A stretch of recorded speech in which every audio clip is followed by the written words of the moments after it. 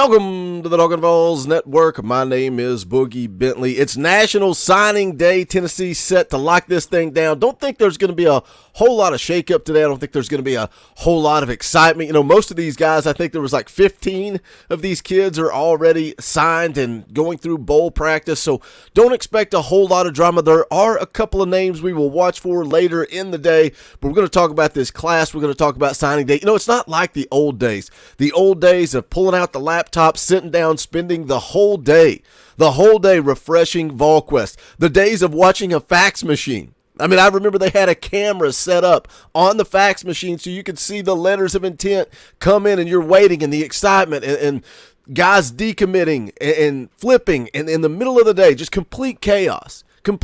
You had to close it out.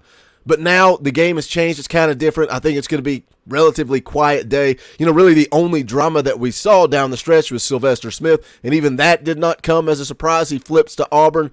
But we'll talk about it. We'll take a look at this class. As always, you guys know what to do. Do me a favor. Go ahead and smash that like button just below the video. It's quick. It's free. It's easy. It helps the channel. I would greatly appreciate it. Also, if you're new to the Talkin VAWLS Network, welcome.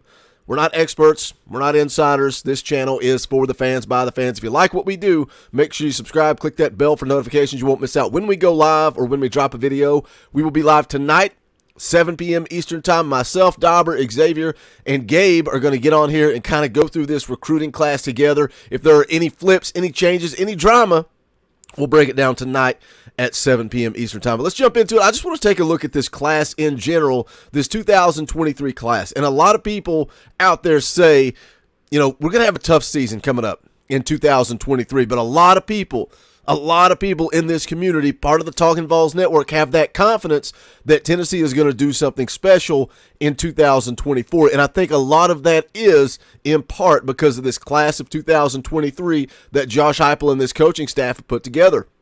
Of course, you look at the top of the list, the Golden Arm, 5-star quarterback Nico Iamaleava. This game has changed. I know a lot of people like to argue and tell me that defense still wins championships. Obviously, you have to go out there and play defense, but it is a quarterback-driven game. You have to have a quarterback in order to compete in the SEC. Nico Iamaleava is one of those special type of kids. He's top 5 all time. When you look at the rankings for Tennessee athletics, Tennessee football players in the recruiting world, top 5. That's a special type of talent. Now, does he deliver on the field? Does he develop? You know, some people think we're going to see Nico this year, this upcoming year in 2023. They think he's going to beat out Joe Milton.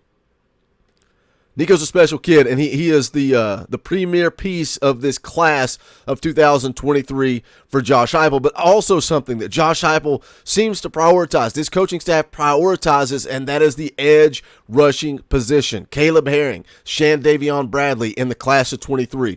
You go back to 2022. You had James Pierce, you had Joshua Josephs, and we've seen Joshua Josephs actually get out there on the field, make plays, make an impact as a true freshman. Now you've got 4 guys at the edge position that are really, really good football players. Caleb Herring, Shandavion Bradley, 2 of the top 10 edge rushers in the country in this class of 23. Again, special kids. You talk about recruiting and what this football team needs to do. Again, for me, it starts at the quarterback position. You have to have a quarterback if you're going to compete in the SEC. After that, you've got to have guys that can get after the quarterback and guys that can protect the quarterback. And Tennessee has done a really good job through 2 years of recruiting with Josh Heupel and, of course, Rodney Garner. You have to mention Rodney Garner when you're talking about that position.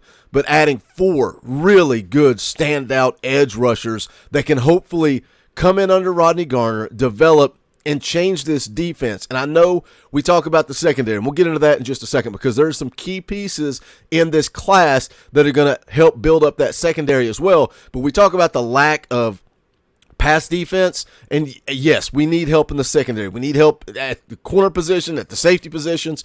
We need help. But a pass rush, an elite level pass rush that Caleb Herring, Shandavion Bradley, James Pierce, Joshua Josephs could possibly be able to give this football team, an elite level pass rush will make that back end look a whole lot better. They will make that back end look like it has been upgraded. So if we can continue to build the defensive line, and again, I think you're going to continue to see this year in and year out. Josh Heupel, this coaching staff, they're going to prioritize quarterback, edge rushers, and tackles. That's what they're going to prioritize. That is the key. That is the foundation of building a successful football team. And they've done that in the class of 23 with Caleb Herring and Shandavion Bradley. Linebacker. I'm excited about the linebacker position. Arian Carter talked about no real drama down the stretch other than Sylvester Smith flipping. Arian Carter was some drama, man. That was some drama when he's getting ready to make his announcement, and you've got Alabama coaches trying to beat on the door at the high school, trying to call Arian Carter, trying to get in there and have an opportunity to flip him. But Arian Carter is all vol. He commits to Tennessee. That was a big one. That was a big win. Arian Carter is a legitimate linebacker. And yes, 6'1", 215, he needs to add some weight. But there aren't a whole lot of kids out there playing high school football that don't need to add weight. That's why you get into the college, you get on the college campus, you get into a college, workout routine. That's when you'll see these guys bulk up. Arian Carter is going to put on some weight. I know one of you commented on the video when he committed, said he needed to bulk up. Of course he does. Most of these kids do need to add weight, and they will have that opportunity to do that once they get on campus. But not just Arian Carter, 4-star linebacker out of Smyrna, Tennessee, keeping that big-time prospect home. I also like Jalen Smith, and I like Jeremiah T-Lander. Jalen Smith, he's ranked as a 4-star prospect linebacker out of Georgia. And then you've also got Jeremiah T-Lander, who is a 3-star linebacker, but a lot of people out there, a lot of people that know more about football than I do, think that Jeremiah T-Lander is an underrated prospect. So again, obviously, you got the quarterback, you got the edge, and I'm excited about having legitimate linebackers. Arian Carter is a legitimate linebacker. We need help in the secondary. We all know that. Another big win back earlier in the year, Jordan Matthews committing to Tennessee. That was a big one. That was a big-time win for this coaching staff. A legitimate corner. You've also got Ricky Gibson, and you've got Christian Conyer. That's 3 really good corners.